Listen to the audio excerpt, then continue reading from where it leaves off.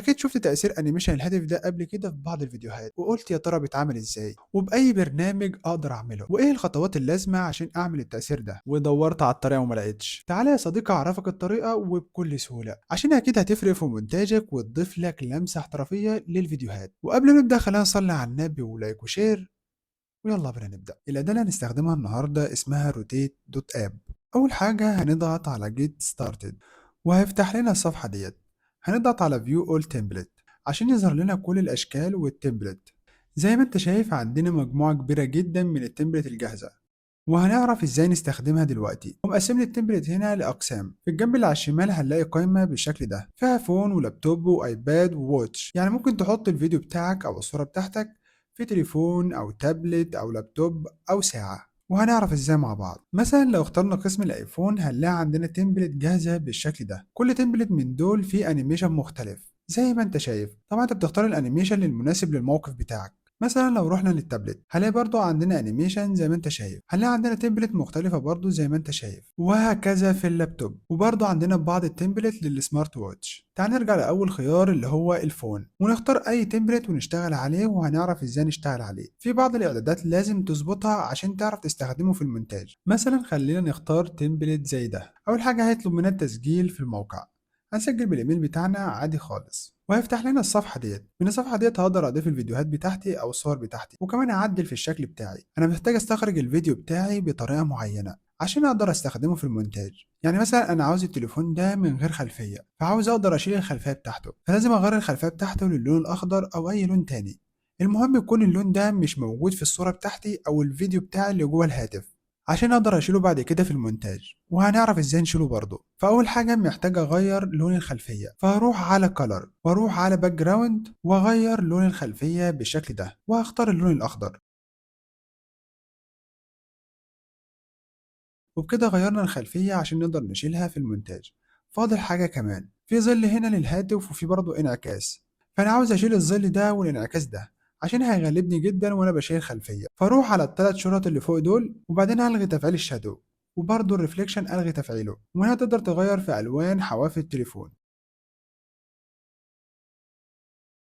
بالشكل ده. ومن الديوريشن بتصغر او تكبر المده بتاعه الفيديو على حسب مده الفيديو اللي انت هتضيفها. نيجي للخطوه المهمه بعد كده.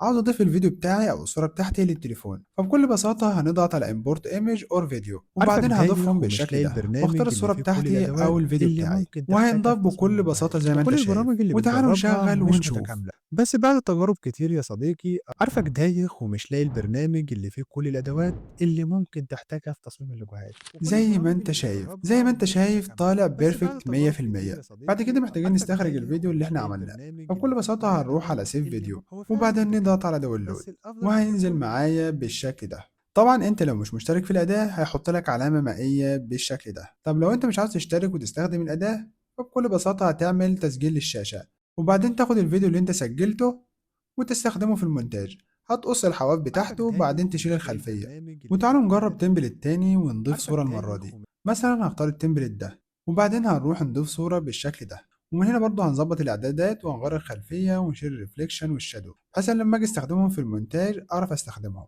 وزي ما قلت لك لو مش عاوز العلامة المائية فأنت هتسجل الشاشة وبعدين تاخد التسجيل اللي أنت سجلته وبعدين هتستخدمه في المونتاج وهعرفك تستخدمه إزاي.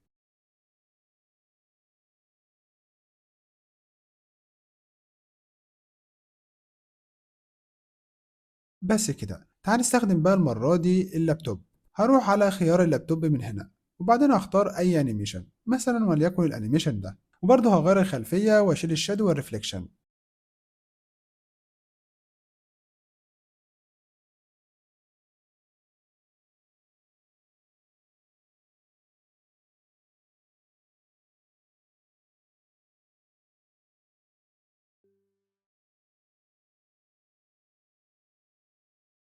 أهلا بيكم، يا رب تكونوا بخير. عشان تعمل أي تصميم في مراحل. وطبعا بتكبر مدة الفيديو زي ما انت عاوز على حسب الفيديو اللي عندك.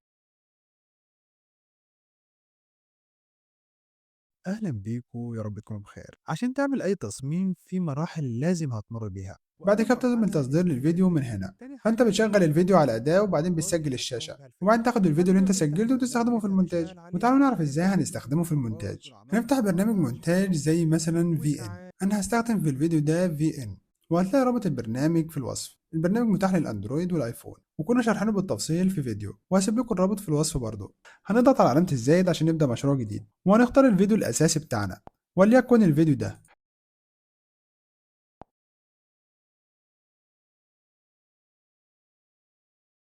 وأول مرحلة بعد كده عاوزين نضيف الفيديو اللي احنا عملناه على الأداة. هنضغط على الأيقونة ديت، وبعدين هنضغط على فوتو، وهنختار الفيديو بتاعنا. انا هنا سجلت الشاشة عشان اوريك اشيل العلامة المائية ازاي. زي ما انت شايف انا مسجل الشاشة هنا بالشكل ده، فهضيف الفيديو واكبره بالشكل ده كده. اول حاجة محتاج اعملها اللي انا اقص الحواف اللي انا مش عاوزها، اللي هي الحواف السوداء، فهروح على أداة الكروب، هقص الحواف بالشكل ده كده.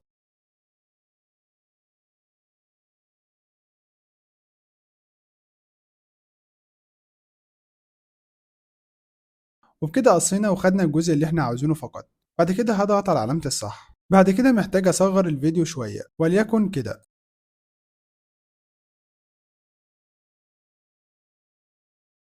وبعدين هشغل واشوف. وأول عارفك مرحلة اللي دايخ هي ومش لاقي الفكرة تاني البرنامج حاجة اللي فيه كل تجميع الأدوات الماتيريال اللي والملحقات ممكن شوف زي ما انت شايف كده. الخطوة اللي بعد كده محتاجين نشيل الخلفية الخضراء، فهنروح على كروما واضغط عليها بالشكل ده. وبعدين هحرك الدايرة ديت على اللون الأخضر زي ما انت شايف، فشل اللون الأخضر زي ما انت شايف بكل سهولة. بعد كده هضغط على علامة الصح، وزي ما انت شايف كده شل الخلفية وشل الحواف الخارجية. وكده الفيديو جاهز عندي. تعالوا نشغل بقى ونشوف. وأول مرحلة دايخ اللي هي ومش لاقي الفكرة تاني البرنامج اللي حاجة فيه كل تجميع الأدوات الماتيريال اللي ممكن والملحقات اللي تحتاجها في هتكون بها تصميم الفكرة. الفيديو. زي ما انت شايف بكل بساطة شلنا الخلفية وشلنا الحواف الخارجية، وحافظنا على الانيميشن بتاعنا زي ما انت شايف. كل الروابط اللي ممكن تحتاجها هتلاقيها في الوصف. ما تنسوش اللايك والاشتراك في القناة. وبس كده، في أمان الله.